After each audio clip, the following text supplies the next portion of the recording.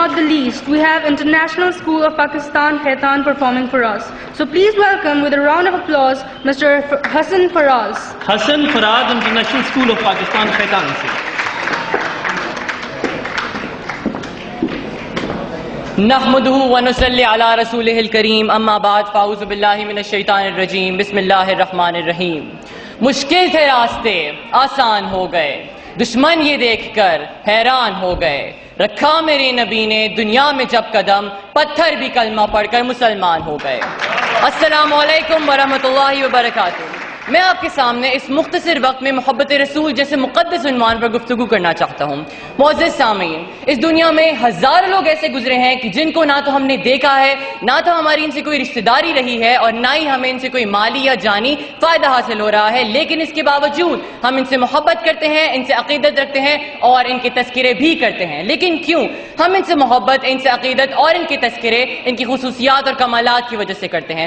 جیسا کہ ہم حاتم طائی سے محبت کرتے ہیں، ہم حاتم طائی سے محبت اس کی سخاوت کی بنا پر کرتے ہیں. ہم نوشیروان سے محبت کرتے ہیں تو اس کے عدل و انصاف کی بنا پر. ہم فردوسی اور سعدی سے عقیدت رکھتے ہیں تو ان کی علم و حکمت کی وجہ سے ان سے عقیدت رکھتے ہیں. ہم مصر کی کلیوپیٹرا کا نام لیتے ہیں تو اس کے حسن و جمال کی بنا پر اس کا نام لیتے ہیں. لیکن کیوں اگر ہم ان لوگوں سے ان کی خصوصیات اور کمالات کی وجہ سے محبت کر سکتے ہیں تو ہمیں نبی پاک صلی اللہ علیہ وسلم کی ذات سے محبت کیوں نہ کرنی چاہیے جو ان کمالات کا مجموعہ تھی؟ اور یہ بھی ایک حقیقت ہے کہ جو ان لوگوں میں کمالات پائے جاتے تھے وہ کامل نہیں بلکہ ناقص تھے، اور میرے پیغمبر کا ہر کمال کامل تھا.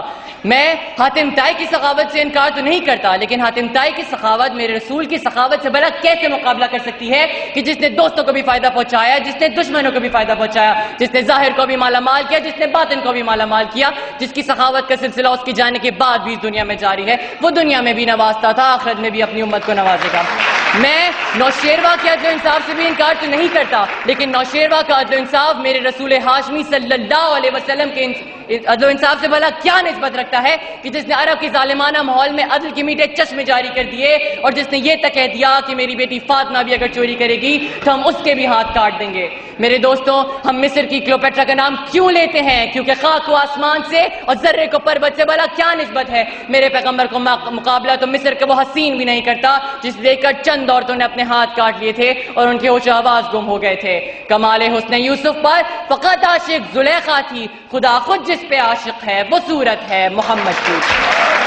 آج دنیا والے کسی کی ذہانت پر ناز کرتے ہیں تو کسی کی دیانت پر ناز کرتے ہیں، کسی کے حسن پر ناز کرتے ہیں تو کسی کی سخاوت پر ناز کرتے ہیں، کسی کی دولت پر ناز کرتے ہیں تو کسی کے اثار پر ناز کرتے ہیں.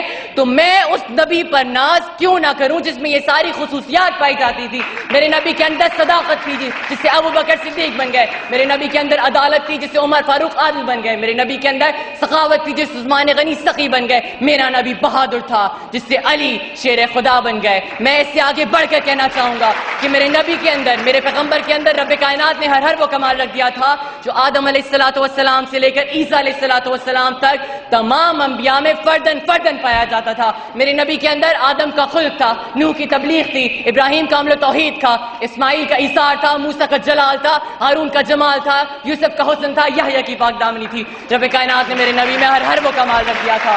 میں کہتا ہوں جسے حضرت محمد صلی اللہ علیہ وسلم سے محبت نہیں، اسے پاک دامنی سے محبت نہیں، اسے صداقت سے محبت نہیں، اسے شرافت سے محبت نہیں، اسے عجز و انکساری سے محبت نہیں، اور جسے اخلاقیات سے محبت نہیں اسے انسانیت سے محبت نہیں، اور جسے انسانیت سے محبت نہیں وہ انسان نہیں، وحشی درندہ ہے. بلکہ میں تو سمجھتا ہوں ایسے دل والے انسان میں دل نہیں پتھر کا ٹکڑا ہے، اور جس انسان کے دل میں الفت رسول کی لگن نہیں، نبی کریم کی الفت کا جذبہ نہیں، ایسے دل والا انسان فاسق تو ہو سکتا ہے، فاجر تو ہو سکتا ہے، منافق تو ہو سکتا ہے، کافر تو ہو سکتا ہے، لیکن ایسے دل والا انسان مومن و مسلمان نہیں ہو سکتا. میرے دوستوں، مومن و مسلمان نہیں ہو سکتا. میرے نبی نے فرما دیا لا یؤمن احدکم حتی اکون احب الیہ من والدی و ولدی والناس اجمعین. تم میں سے کوئی شخص اس وقت تک ایماندار نہیں ہو سکتا جب تک کہ میں اسے اس کی اولاد سے زیادہ، اس کے والدین سے زیادہ اور سب سے زیادہ محبوب نہ ہو جاؤں. تو آئیے اپنے گریبانوں میں جھانک کے دیکھتے ہیں کہ کہیں ہمارے دلوں میں اپنے والدین کے لیے، اپنی اولاد کے لیے، اپنے عزیز و اقارب کے لیے اور اس دنیا کے لیے ان سے زیادہ محبت تو نہیں، اور اگر ہے تو اس کا مطلب افسوس کے ساتھ میرے دوستوں ہمارے ایمان کو خطرہ ہے. میرے پروردگار نے بھی فرما دیا اور جو رسول تمہیں دے اسے لے لو اور جسے منع کرے اسے چھوڑ دو. آخر میں صرف ایک بات کہنا چاہوں گا کہ تمام بیرونی طاقتوں کو ہم سے ٹکرانے سے پہلے یہ بات کبھی فراموش نہیں کرنی چاہیے کہ ہم مسلمان ہیں, ہماری رگوں میں خون کے بجائے محبت رسول گردش کرتا ہے, ہم دین محمد کے وفادار سپاہی, مر جائیں گے ایمان کا سودا نہ کریں گے. وآخر الدعوانا الحمدللہ رب العالمین.